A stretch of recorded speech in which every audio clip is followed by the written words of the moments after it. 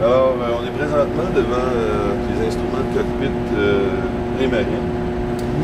On voit ici la série ST60 qui est sur le marché depuis environ une quinzaine d'années. Des instruments très populaires, monochromes.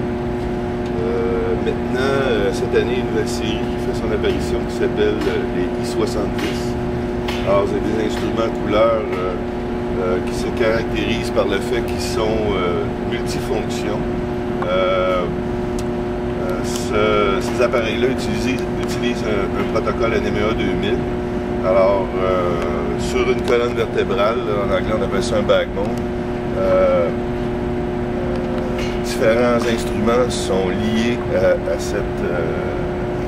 à ce réseau-là, ainsi qu'une sonde de profondeur, sonde de vitesse, également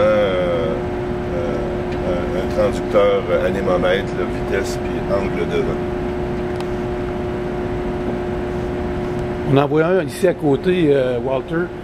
On voit celui-là. Là.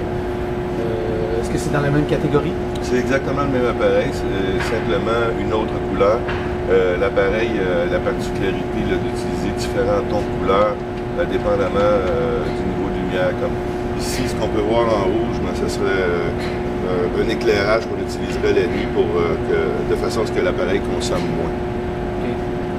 Ici, on voit du bleu, mais ça pourrait être un contraste blanc sur noir ou noir sur blanc.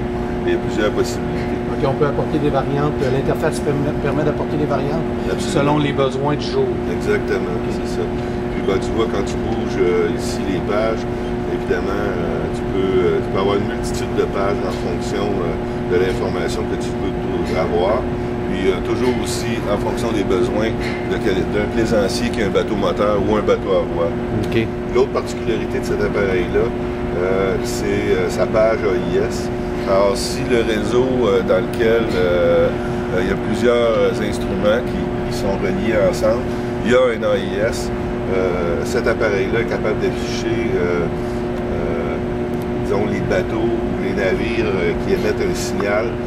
Puis, à l'aide de cette simple image-là, tu es capable d'évaluer s'il y a un navire qui est à proximité de toi ou pas. Okay.